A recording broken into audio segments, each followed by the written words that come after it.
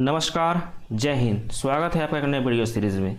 आज के क्लास में हम SSCGD एग्ज़ाम में आज और कल जितने भी शिफ्ट में एग्ज़ाम हुए हैं उसका क्वेश्चन का सलूशन करेंगे। साथ ही साथ उससे जो रिलेटेड क्वेश्चन है उसका भी सलूशन देखेंगे। चलिए, आज के क्लास में लगभग हम 70 से 75 क्वेश्चन करेंगे। चलिए, बिना लेट किए हुए आज का सेशन स्टार्ट करते हैं। क्या है पहला सवाल? नवकलेश्वर उत्सव किस राज्य में मनाया जाता है? ऑप्शन है आंध्र प्रदेश, तेलंगाना, उड़ीसा या फिर झारखंड। तो इसका करेक्ट आंसर हो जाएगा उड़ीसा। उड़ीसा में एक चीज़ और याद रखना, गोतीपुआ उत्सव कहाँ मनाया जाता है? उड़ीसा में मनाया जाता है। ठीक है, चलिए नेक्स्ट सवाल क्या है? त्योहारों का त्यौहार हॉर्नबिल महोत्सव किस राज्य में मनाया जाता है? ये लगभग आज या कल का शिफ्ट पूछा हुआ है। आपका ऑप्शन है अरुणाचल प्रदेश, नागालैंड, मणिपुर या फिर मिजोरम। आपका हॉर्नबिल महोत्सव नागालैंड में मनाया जाता है। यहाँ का एक इम्पोर्टेंट नृत्य है चोंग नृत्य, इसको ध्यान में रखिएगा। कहाँ का है? नागालैंड का है। नेक्स्ट क्वेश्चन क्या है? चेरी ब्लॉसम फेस्टिवल भारत के किस राज्य में मनाया जाता है? ऑप्शन है असम, त्रिपुरा, मेघालय या फिर सिक्किम। तो आपका चेरी ब्लॉसम फेस्टिवल मेघालय में मनाया जाता है। ये सवाल अभी तक पूछा नहीं है, पूछने का पूरा आशंका है। कल या परसों के शिफ्ट में आपको कहीं ना कहीं ये सवाल जरूर मिल जाएगा। चेरी ब्लॉसम फेस्टिवल मेघालय में ही आपका गारो, खासी, जयंतियाँ तीनों पहाड़ियाँ हैं।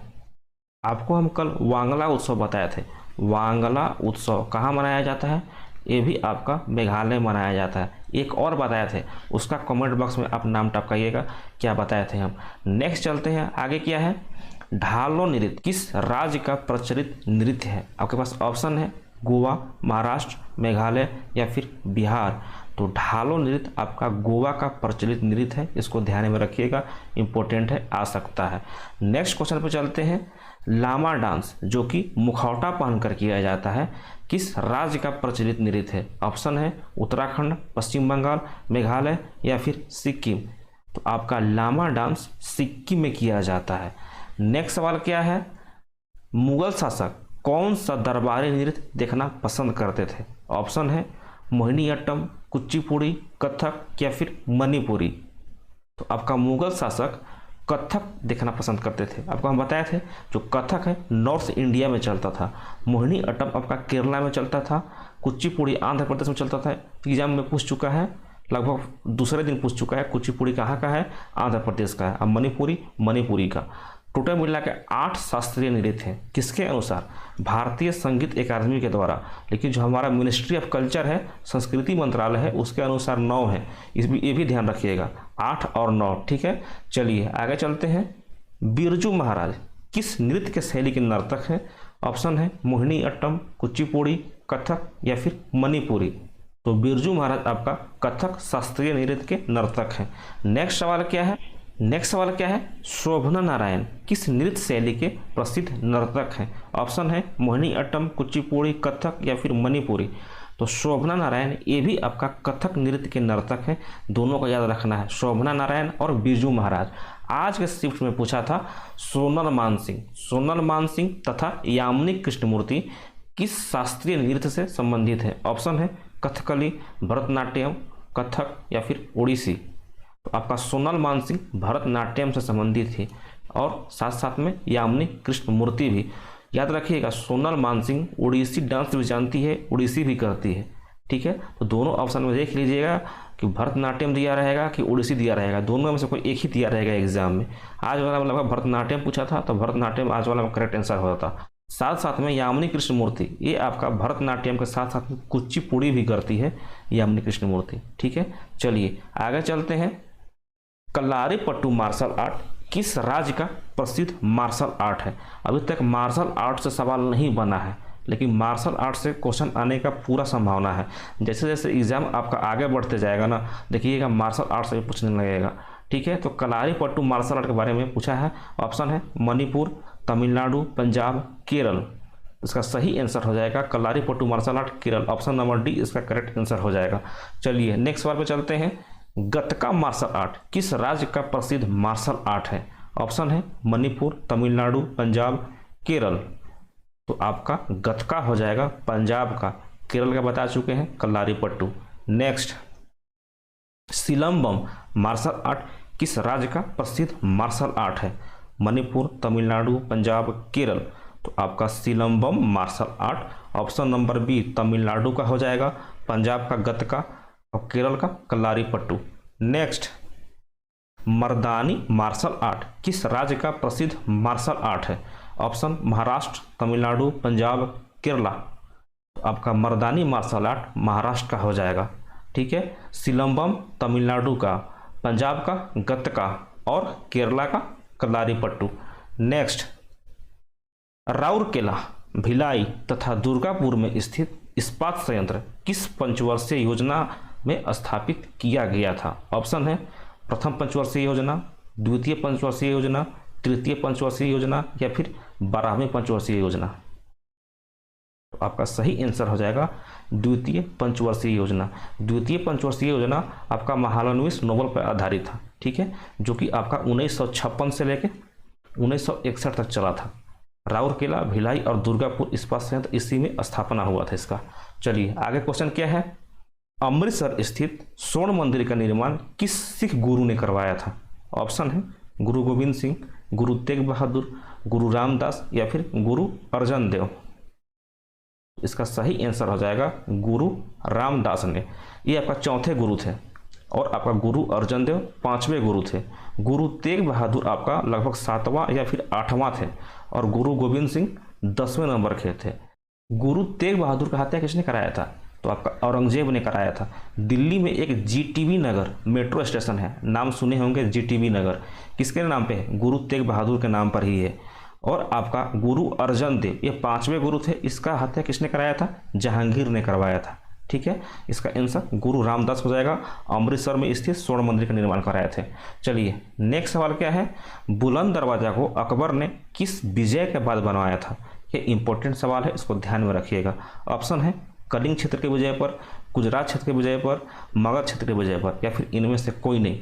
तो आपका बुलंद दरवाजा अकबर ने गुजरात विजय के उपलक्ष्य में बनवाया था। इसको ध्यान में रखिएगा। 1573 में गुजरात विजय किया था और बनवाया कब था? 1601 में बनवाया था। ठीक है, इसको ध्यान में आपको रखना है। और आपका अकबर 1556 से गद्दी पर बैठा था। चलिए नेक्स्ट सवाल क्या है? मौर्य वंश का अंतिम शासक बृहदत्त का हत्या करके किसने शुंग वंश का स्थापना किया था? लगभग आज ही पूछा हुआ सवाल है। ऑप्शन है पुष्यमित्र शुंग, श्रीमुख, श्रीगुप्त या फिर इनमें से कोई नहीं। तो आपका इसका आंसर हो जाएगा पुष्यमित्र शुंग। इसी ने आपका अंतिम शासक बृहदत्त का हत्या करके शुंग वंश का स्थापना किया था। श्रीमुख किसका राजा था? किसका स्थापना किया था? श्रीमुख सातवाहन वंश का स्थापना किया था। श्रीगुप्त किसका स्थापना किया था? गुप्त वंश का किया था। ठीक है, चलिए आगे चलते हैं। नेक्स्ट सवाल क्या है? शून्यवाद का संस्थापक निम्नलिखित में से कौन थे? ऑप्शन है बाणभट्ट, नागसेन, वराहमिहिर या फिर कालिदास। तो इसका सही आंसर हो जाएगा शून्यवाद का संस्थापक नागसेन थे। नागसेन आपका सातवाहन वंश जो कि गौतमी पुत्र सातकर्णी के अंडर में ही रहते थे। नागसेन शून्यवाद का संस्थापक माना जाता है। नेक्स्ट सवाल क्या है? हर्षचरित्र तथा कादम्बरी के लेखक निम्नलिखित में से कौन है? ऑप्शन है बाणभट्ट, नागसेन, वराहमिहिर या फिर कालिदास। तो हर्षचरित्र और कादम्बरी के लेखक बाणभट्ट हैं। बाणभट्ट आपका पुष्यभूति वंश के राजा हर्षवर्धन के दरबारी कवि थे, उन्हीं के दरबार में रहते थे हर्षवर्धन। और हर्षवर्धन के शासनकाल में कौन आया था? कल आपको हम बताए थे चीनी यात्री हेनसांग आया था। इसको ध्यान में रखना है क्योंकि आपका मेगास्थनीज कब आया था? चंद्रगुप्त मौर्य वाला में आया था, वो पूछ चुका है। नेक्स्ट सवाल क्या है? लोसांग महोत्सव तथा सागा दावा महोत्सव निम्नलिखित में से किस राज्य में मनाया जाता है? ऑप्शन है अरुणाचल प्रदेश, त्रिपुरा, मणिपुर या फिर सिक्किम। सागा दावा महोत्सव आज एग्जाम में पूछा हुआ है। अब पूरा चांस है कि लोसांग महोत्सव पूछ सकता है। तो आपका ऑप्शन हो जाएगा कौन सा? ऑप्शन नंबर डी सिक्किम इसका करेक्ट आंसर हो जाएगा। ध्यान में रखिएगा, सागा दावा पूछ चुका है, लोसांग महोत्सव बचा हुआ है, ये भी पूछिए लेगा। चलिए आगे चलते हैं। योसांग महोत्सव निम्नलिखित में से किस राज्य में मनाया जाता है? ऑप्शन है अरुणाचल प्रदेश, त्रिपुरा, मणिपुर या फिर सिक्किम। तो आपका योसांग महोत्सव मणिपुर में मनाया जाता है। लोसांग याद रखिएगा, लोसांग कहाँ मनाया जाता था? लोसांग हो गया आपका सिक्किम में योसांग हो गया आपका मणिपुर में। ठीक है, चलिए आगे सवाल क्या है। अब आ गया सोलंग महोत्सव निम्नलिखित में से किस राज्य में मनाया जाता है। ऑप्शन है अरुणाचल प्रदेश, त्रिपुरा, मणिपुर या फिर सिक्किम। तो सोलंग महोत्सव अरुणाचल प्रदेश में मनाया जाता है। सिक्किम में क्या बताया, लोसांग महोत्सव, लोसांग। और आपका मणिपुर में कौन सा, योसांग महोत्सव, कहाँ पे, मणिपुर में। ठीक है, चलिए आगे चलते हैं। नेक्स्ट सवाल क्या है, वर्ष 1975 में सिक्किम भारत का कौन से नंबर का राज्य बना था। ऑप्शन है 21, 22, 23 या फिर 24। तो 1975 में सिक्किम आपका 22वें नंबर का राज्य बना था। नेक्स्ट सवाल क्या है, सिक्किम को कौन से संविधान संशोधन के अनुसार भारत में मिलाया गया था। ऑप्शन है 31वां संविधान संशोधन, 36वां संविधान संशोधन, 56वां संविधान संशोधन या फिर 103वां संविधान संशोधन। तो इसका सही आंसर हो जाएगा सिक्किम को 36वां संविधान संशोधन के अनुसार 1975 में मिलाया गया था। कौन सा, 22वां राज्य के रूप में। और आपका 31वां संविधान संशोधन क्या था, लोकसभा का सीट 525 से बढ़ा के कितना कर दिया गया था, 545 कर दिया गया था 31वां से। 56वां संविधान संशोधन से 1987 में गोवा को एक राज्य बना दिया गया था और दमन और दीव को अलग कर दिया गया था। आपका नेक्स्ट ऑप्शन है 103वां संविधान संशोधन। ये किससे रिलेटेड है, तो आपका EWS इकोनॉमिकल वीकर सेक्शन में जो आपका 10% आरक्षण मिला है ना, किससे रिलेटेड है, 103वां संविधान संशोधन से। 101वां संविधान संशोधन किससे रिलेटेड है, 102वां संविधान संशोधन किससे रिलेटेड है, 101वां संविधान संशोधन GST से रिलेटेड है। और 102वां संविधान संशोधन ये आपका OBC को क्या बनाया गया है, संवैधानिक आयोग का दर्जा दिया गया है OBC को 102वां संविधान संशोधन के अनुसार। चलिए नेक्स्ट सवाल क्या है, जनसंख्या की दृष्टि से सबसे छोटा राज्य निम्नलिखित में से कौन सा है। ऑप्शन है सिक्किम, गोवा, त्रिपुरा या फिर मणिपुर। तो जनसंख्या की दृष्टि से सबसे छोटा राज्य है कौन सा, Sikkim, option number A. Next सवाल पे चलते हैं, क्षेत्रफल की दृष्टि से सबसे छोटा राज्य निम्नलिखित में से कौन सा है। ऑप्शन है सिक्किम, गोवा, त्रिपुरा या फिर मणिपुर। तो आपका क्षेत्रफल की दृष्टि से सबसे छोटा राज्य गोवा है। चलिए नेक्स्ट सवाल है, बांग्लादेश से 3 ओर से घिरा भारत का कौन सा राज्य है। ऑप्शन है त्रिपुरा, अरुणाचल प्रदेश, नागालैंड या फिर मणिपुर। तो बांग्लादेश से 3 ओर से घिरा है आपका कौन सा, आपका त्रिपुरा, ऑप्शन नंबर ए इसका करेक्ट आंसर हो जाएगा। चलिए नेक्स्ट सवाल पे चलते हैं, कोक बोरोक भाषा निम्नलिखित में से भारत के किस राज्य में बोला जाता है। ऑप्शन है त्रिपुरा, अरुणाचल प्रदेश, नागालैंड या फिर मणिपुर। तो कोक बोरोक भाषा आपका त्रिपुरा में बोला जाता है। अब त्रिपुरा 3 ओर से बांग्लादेश से घिरा हुआ है। ठीक है, नागालैंड से क्या बताए थे, हॉर्नबिल फेस्टिवल कहाँ मनाया जाता है, नागालैंड में मनाया जाता है। और क्या बताए थे, चोंग नृत्य कहाँ का है, ये भी आपका नागालैंड का है। नेक्स्ट क्या है, सिक्किम का राजकीय पशु निम्नलिखित में से कौन सा है। इसको इंपॉर्टेंट लगाइएगा, ये आपका एग्जाम में पूछ सकता है। आपका ऑप्शन है बारहसिंगा हाथी, लाल पांडा या फिर एशियाई शेर। तो इसका सही आंसर हो जाएगा ऑप्शन नंबर सी, लाल पांडा आपका सिक्किम का राजकीय पशु है। ये इसको इंपॉर्टेंट लगाइएगा, ध्यान में रखिएगा लाल पांडा। ठीक है, चलिए लाल पांडा का निम्नलिखित में से मुख्य आहार कौन सा है। ऑप्शन है घास, कीड़े मकोड़े, चावल या फिर बांस के पत्ते। तो आपका लाल पांडा का मुख्य आहार है बांस के पत्ते। देख लीजिए फिगर में, ये है आपका लाल पांडा, क्या खा रहा है, बांस का पत्ती खा रहा है। ठीक है, ध्यान में रखिएगा इसको। नेक्स्ट सवाल क्या है, ऋग्वेद में कुल कितने मंडल हैं। ऑप्शन है 5, 8, 9, 10। तो आपके मंडल हैं टोटल 10। नेक्स्ट क्वेश्चन क्या है, ऋग्वेद में कुल कितने सूक्त हैं, लगभग ये पूछ चुका है सवाल। तो इसमें ऑप्शन नंबर ए इसका करेक्ट आंसर हो जाएगा, 1028 सूक्त हैं। नेक्स्ट सवाल पर चलते हैं, ऋग्वेद में कौन से मंडल में पुरुष सूक्त के बारे में बताया गया है। ऑप्शन है 1 में, 4 में, 7 में या फिर 10 में। तो आपका पुरुष सूक्त के बारे में ऑप्शन नंबर डी 10 में बताया गया है। जो आपका जो तीसरा मंडल है ना ऋग्वेद का, उसमें आपका गायत्री मंत्र के बारे में बताया गया है। इसको ध्यान में रखिएगा, ये सवाल टपक सकता है कि गायत्री मंत्र आपका ऋग्वेद के कौन से मंडल में है, तो आपका तीसरे मंडल में है। ठीक है, इस बात को ध्यान में आपको रखना है। चलिए अब 10वें मंडल में क्या है, पुरुष सूक्त के बारे में बताया गया है। टोटल कितने सूक्त हैं, 1028 सूक्त हैं और आपका 10 मंडल हैं। चलिए नेक्स्ट सवाल पे चलते हैं। ऋग्वैदिक काल में बिपाशा के नाम से किस नदी को जाना जाता था? ऑप्शन है झेलम, सतलुज, रवि या फिर ब्यास।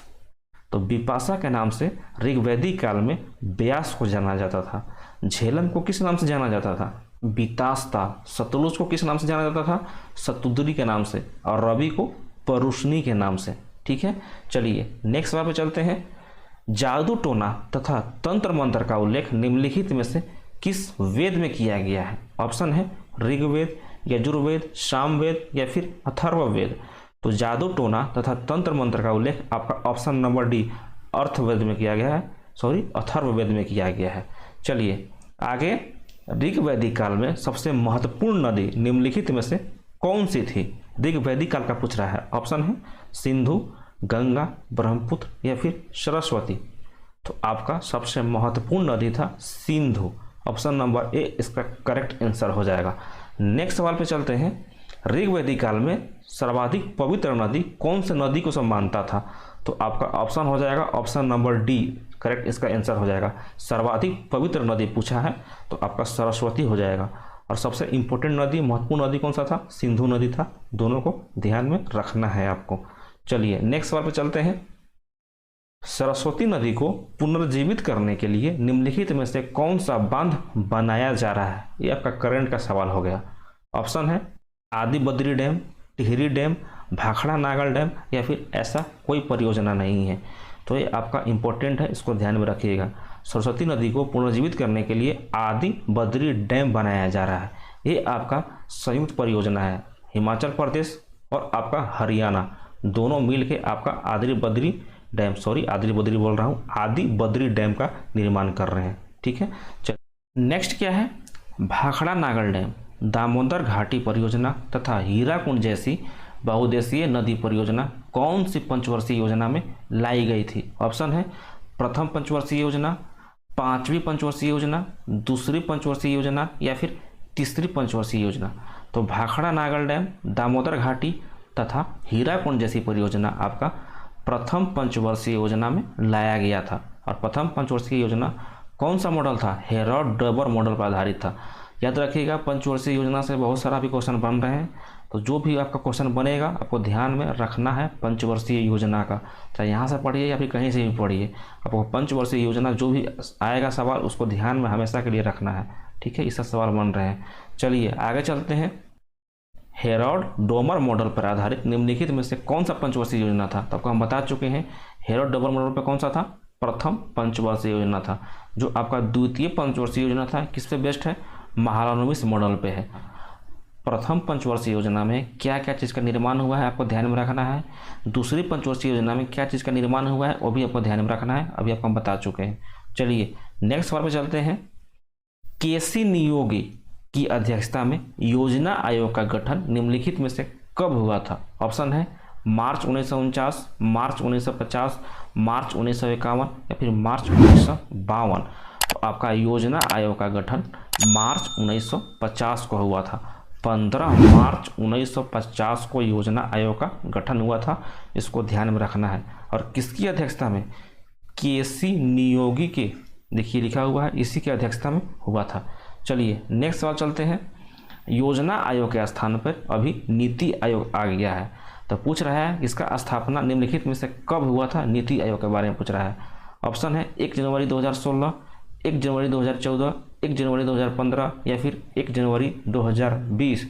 तो आपका नीति आयोग का स्थापना 1 जनवरी 2015 को हुआ था और योजना आयोग का 15 मार्च 1950। दोनों को डेट याद करना है, 1950 है। चलिए नेक्स्ट सवाल पे चलते हैं। नेक्स्ट सवाल क्या है? नीति आयोग का फुल फॉर्म क्या है? ऑप्शन है national institute for transforming India या फिर national institute for transfer India, या फिर national institute for tech India, या फिर national institution for transforming India. तो इसका सही आंसर हो जाएगा कौन सा? ऑप्शन नंबर डी इसका करेक्ट आंसर हो जाएगा। ठीक है, याद रखिएगा इंस्टीट्यूट नहीं है, इंस्टीट्यूशन है, इसको ध्यान में रखना है। इंस्टीट्यूशन है, इंस्टीट्यूट नहीं है। चलिए आगे चलते हैं। पीसी महालनोबिस मॉडल पे निम्नलिखित में से कौन सा पंचवर्षीय योजना डिपेंड था? तो आपका पीसी महालनोबिस मॉडल पे द्वितीय पंचवर्षीय योजना था। प्रथम पंचवर्षीय योजना किस पे डिपेंड था? हेरोड डोबर मॉडल पे। डिपेंड नहीं बोलेंगे, हेरोड डोबर मॉडल पे ही आधारित था। चलिए ठीक है, आगे चलते हैं। धन विधेयक पे अंतिम फैसला किसका होता है? मनी बिल पे पूछ रहा है। ऑप्शन है भारत के राष्ट्रपति का, भारत के प्रधानमंत्री का, सुप्रीम कोर्ट के जज का, या फिर लोकसभा स्पीकर का। तो धन विधेयक पे अंतिम फैसला लोकसभा स्पीकर का होता है। लोकसभा स्पीकर ही डिसाइड करता है कि जो विधेयक है ये आपका धन विधेयक है या फिर साधारण विधेयक है। ठीक है, चलिए आगे चलते हैं। क्या है? धन विधेयक संसद में कहाँ पर पेश किया जाता है? ऑप्शन है भारत के राष्ट्रपति के पास, राज्यसभा में, लोकसभा में, या फिर इनमें से कोई नहीं। तो आपका धन विधेयक कहाँ पे प्रस्तुत किया जाता है? लोकसभा में प्रस्तुत किया जाता है। चलिए आगे चलते हैं। धन विधेयक को लोकसभा से पास हो जाने के बाद राज्यसभा उसको कितने दिन तक स्थगित कर सकता है? ऑप्शन है 6 दिन, 14 दिन, 3 महीने, या फिर 6 महीना। तो जो भी आपका धन विधेयक लोकसभा में पास हो गया, क्योंकि आपका धन विधेयक लोकसभा में ही जाता है, एक बार लोकसभा से पास हो गया उसके बाद आपका राज्यसभा उसको 14 दिन तक उसको अपने पास रख सकता है। धन विधेयक पे राज्यसभा का कोई हक नहीं होता है। ठीक है, चलिए आगे चलते हैं। नेक्स्ट सवाल क्या है? भीमबेटका का गुफा निम्नलिखित में से किस राज्य में स्थित है? ऑप्शन है छत्तीसगढ़, मध्य प्रदेश, उत्तर प्रदेश, या फिर झारखंड। तो आपका भीमबेटका का गुफा है option number B Madhya Pradesh में स्थित है। और भीमबेटका का गुफा आपका यूनेस्को वर्ल्ड हेरिटेज साइट में शामिल है। कब शामिल किया गया था भीमबेटका की गुफा को? 2003 में शामिल किया गया था। और यूनेस्को वर्ल्ड हेरिटेज साइट में अभी टोटल कितने साइट हैं भारत के? टोटल 40 साइट है, ध्यान में आपको रखना है। और आपका 39वां कौन सा था और 40वां कौन सा था? तो 39वां आपका था आपका काकतीय रुद्रेश्वर मंदिर, जिसको कि हम रमप्पा मंदिर बोलते हैं, तेलंगाना में स्थित है। ये आपका 39वां था। और 40वें नंबर का कौन सा था? धौलावीरा शहर, जो कि आपका हड़प्पन सभ्यता का एक शहर है गुजरात में, आपका 40वां है। आप साथ ही साथ 2 और याद रखिएगा। कौन कौन सा? एक तो 38वां नंबर है जयपुर सिटी, जो कि 2019 में इसको मिला था, इसको भी ध्यान में रखिएगा। और एक 2014 में मिला था रानी का बाव। रानी का बाव को 2014 में मिला था। ये आपका 100 रुपये के नोट पे है, देखिएगा। रानी का बाव है गुजरात में 2014 में। तो बस 1 2 3 4 आप यूनेस्को वर्ल्ड हेरिटेज साइट को याद रखिएगा, उसी से आपका काम हो जाएगा। और यूनेस्को का फुल फॉर्म क्या होता है? एग्जाम में भी पूछ लेगा। यूनेस्को का फुल फॉर्म इसका हो जाएगा united nation educational scientific for cultural organisation. और यूनेस्को का हेडक्वार्टर कहाँ पे है? तो यूनेस्को का हेडक्वार्टर है आपका पेरिस में, फ्रांस की राजधानी पेरिस में। नेक्स्ट क्या है? रोवा तथा गोमटी वन जीव अभ्यारण्य किस राज्य में स्थित है? ऑप्शन है मणिपुर, आंध्र प्रदेश, त्रिपुरा, या फिर मिजोरम। तो सही इसका आंसर हो जाएगा ऑप्शन नंबर सी, इसका करेक्ट आंसर हो जाएगा रोवा तथा गोमटी वन जीव अभ्यारण्य। त्रिपुरा से और क्या बताए थे? यहाँ का लैंग्वेज कौन सा है? कोकबरोक। और त्रिपुरा आपका बांग्लादेश से 3 ओर से घिरा हुआ है। त्रिपुरा में एक चीज़ और याद रखिएगा, रुद्र सागर लेक पूछता है कि रुद्र सागर लेक कहाँ पे है? त्रिपुरा में है। त्रिपुरा में एक एयरपोर्ट है वीर विक्रम सिंह एयरपोर्ट। कौन सा? महाराजा वीर विक्रम सिंह एयरपोर्ट कहाँ पे है? त्रिपुरा में स्थित है। इतना सारा त्रिपुरा से याद रखिएगा। चलिए हम आगे चलते हैं। नेक्स्ट सवाल क्या है? आगरा शहर का स्थापना किसने किया था? ऑप्शन है इब्राहिम लोदी, सिकंदर लोदी, मोहम्मद बिन तुगलक, या फिर अलाउद्दीन खिलजी। तो आगरा शहर का स्थापना आपका option number B Sikandar Lodi ने किया था। चलिए आगे चलते हैं। नेक्स्ट सवाल क्या है? बंगाल में स्वदेशी आंदोलन कब स्टार्ट हुआ था? ऑप्शन है 1805, 1705, 1905, या फिर 1605। तो बंगाल में स्वदेशी आंदोलन को हम बंग भंग आंदोलन में बोलते हैं। स्वदेशी आंदोलन से मेन व्यक्ति कौन है? सुरेंद्र नाथ बनर्जी। और स्वदेशी आंदोलन आपका 1905 में स्टार्ट हो गया था, 16 अक्टूबर 1905 को स्टार्ट हो गया था आपका स्वदेशी आंदोलन। नेक्स्ट सवाल पे चलते हैं। कांग्रेस के गरम दल तथा नरम दल एक हो गए थे। ऑप्शन है 1907 का सूरत अधिवेशन, 1916 का लखनऊ अधिवेशन, 1905 का बनारसी अधिवेशन, या फिर 1929 का कोलकाता अधिवेशन नहीं था, लाहौर अधिवेशन था। इसको ध्यान में रखिएगा। चलिए, इसका ऑप्शन हो जाएगा कौन सा? ऑप्शन नंबर बी, 1916 में आपका एक हो गए थे। इनका विभाजन कब हुआ था? तो 1907 के सूरत अधिवेशन में इनका विभाजन हुआ था और 1916 में इनका पैचअप हो गया था लखनऊ अधिवेशन में। और कांग्रेस का स्थापना कब हुआ था? 1885 में हुआ था। किसने किया था? एओ ह्यूम ने किया था। उसमें वायसराय कौन था? लॉर्ड डॉफरिन वायसराय थे। ठीक है। और स्टार्टिंग का 4 मीटिंग आपको याद रखना है कांग्रेस का। फर्स्ट मीटिंग 1885 में हुआ था। कहाँ पे हुआ था? मुंबई में हुआ था। कौन अध्यक्ष थे? WC बनर्जी, वेमेश चंद्र बनर्जी थे।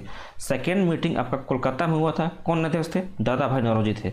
तीसरा मीटिंग आपका मद्रास में हुआ था। कौन अध्यक्ष थे? तो पहले मुस्लिम अध्यक्ष थे। कौन? बदरुद्दीन तैयब जी। नेक्स्ट मीटिंग, चौथा मीटिंग हुआ था आपका कहाँ? इलाहाबाद, जिसको कि अभी भी हम प्रयागराज बोलते हैं।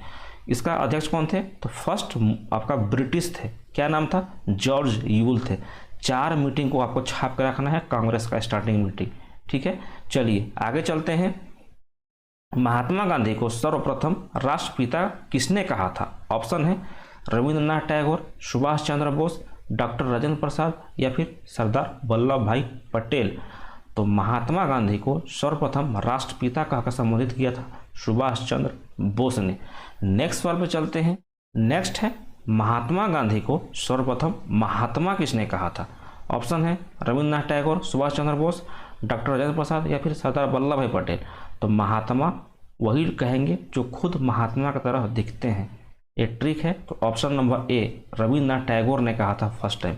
रविंद्रनाथ टैगोर को गुरुदेव के नाम से जानते हैं, इसको ध्यान में रखिएगा, गुरुदेव। और रविंद्रनाथ टैगोर को ही 1913 में क्या मिला था? नोबेल प्राइज मिला था गीतांजलि पुस्तक के लिए। किस क्षेत्र में? साहित्य के क्षेत्र में। याद रखिएगा कौन सा पुस्तक? गीतांजलि। गीतांजलि, इसको ध्यान में आपको रखना है, पूछ सकता है गीतांजलि पुस्तक के लिए। और रविंद्रनाथ टैगोर ने हमारा क्या लिखा था? हमारा जो जन गण मन है, राष्ट्रीय गान, उसको लिखा था रविंद्रनाथ टैगोर ने। नेक्स्ट क्या है? गदर पार्टी का स्थापना कब हुआ था? ऑप्शन है 1911, 1912, 1913, या फिर 1914। तो गदर पार्टी का स्थापना 1913 में हुआ था। इसको ध्यान में रखिएगा। अमेरिका में सैन फ्रांसिस्को एक शहर है, वहीं पे हुआ था। चलिए नेक्स्ट सवाल क्या है? गदर पार्टी का स्थापना किसने किया था? ऑप्शन है लाला हरदयाल के द्वारा सैन फ्रांसिस्को में, सुभाष चंद्र बोस के द्वारा सैन फ्रांसिस्को में, या फिर बदरुद्दीन तैयब जी के द्वारा सैन फ्रांसिस्को में, या फिर भगत सिंह के द्वारा सैन फ्रांसिस्को में। तो आपका गदर पार्टी का स्थापना लाला हरदयाल ने किया था। ऑप्शन नंबर ए इसका करेक्ट आंसर हो जाएगा। चलिए आगे चलते हैं। नेक्स्ट सवाल क्या है? उच्च न्यायालय का प्रथम महिला न्यायाधीश कौन थी? ऑप्शन है फातिमा बीबी, अन्ना चांडी, अरुंधति रॉय, या फिर मैरी कॉम। तो इसका सही आंसर हो जाएगा उच्च न्यायालय का प्रथम महिला न्यायाधीश ऑप्शन नंबर बी, अन्ना चांडी थी। अगर यहीं पे, ये तो आपका हाई कोर्ट का हो गई, उच्च न्यायालय का। अगर उच्चतम न्यायालय का पूछता, सुप्रीम कोर्ट का, तब आप फातिमा बीबी बता देते थे। और सुप्रीम कोर्ट का अभी तक एक भी महिला मुख्य न्यायाधीश नहीं हुई है। ये महिला न्यायाधीश हुई है फातिमा बीबी, लेकिन मुख्य न्यायाधीश अभी तक कोई भी महिला नहीं बनी है। इस बात को ध्यान में रखिएगा। ऑप्शन सी है अरुंधति रॉय। अरुंधति रॉय का एक पुस्तक है जिसको कि आपको बुकर प्राइज मिल चुका है। कौन सा? The God of small things. याद रखना है, द गॉड ऑफ, एग्जाम में टपक सकता है, the God of small things. इसके राइटर कौन है? अरुंधति रॉय हैं, और इसी के लिए बुकर प्राइज मिल चुका है। और आपका अरुंधति रॉय भारत के किस राज्य से संबंधित है? तो आपका मेघालय से संबंधित है, ध्यान में रखिएगा। मैरी कॉम कहाँ से संबंधित है? मणिपुर से संबंधित है, इसको भी ध्यान में रखिएगा। नेक्स्ट क्वेश्चन क्या है? भारत में पहली बार एशियाई खेलों का आयोजन कब हुआ था? ऑप्शन है 1931, 1911, 1971 या फिर 1951? तो आपका भारत में एशियाई खेलों का पहला बार आयोजन 1951 में हुआ था। भारत में टोटल 2 बार एशियाई खेल हो चुके हैं। पहला 1951 में हुआ था और दूसरा 2010 में हुआ था। दोनों को ध्यान में रखना है, 1951 और 2010। नेक्स्ट सवाल पे चलते हैं।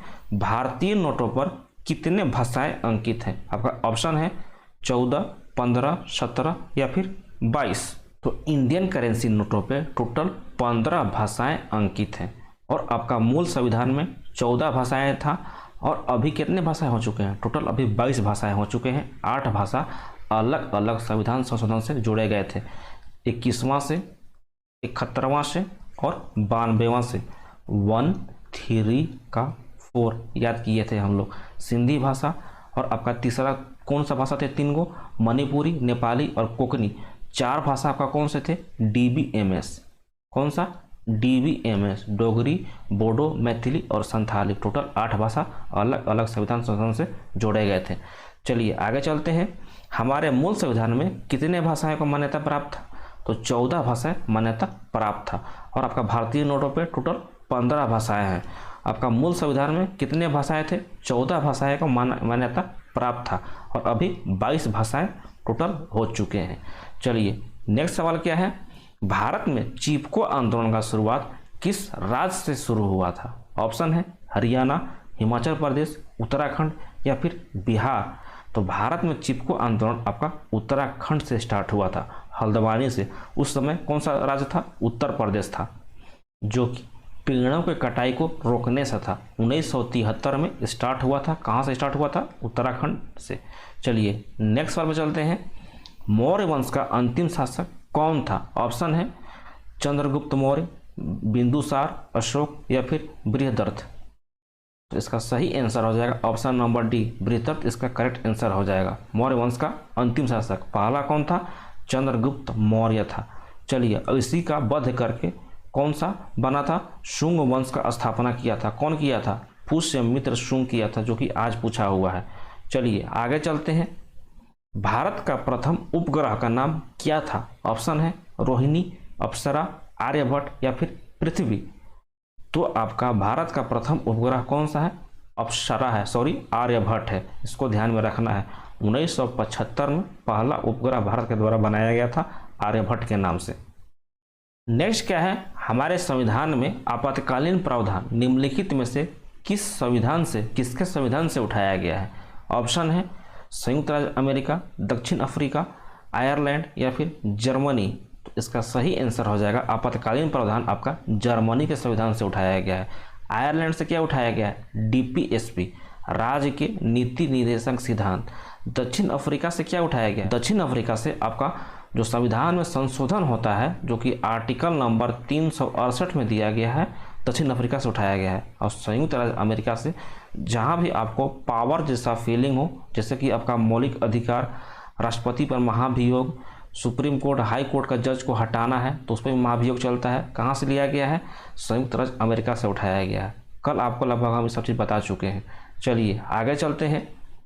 किडनी में पथरी किस रसायन का बना होता है? ऑप्शन है calcium oxalate, copper sulphate, sodium bicarbonate या फिर जिंक सल्फेट। तो किडनी में जो स्टोन हो जाता है आपका कैल्शियम ऑक्जेलेट का बना होता है।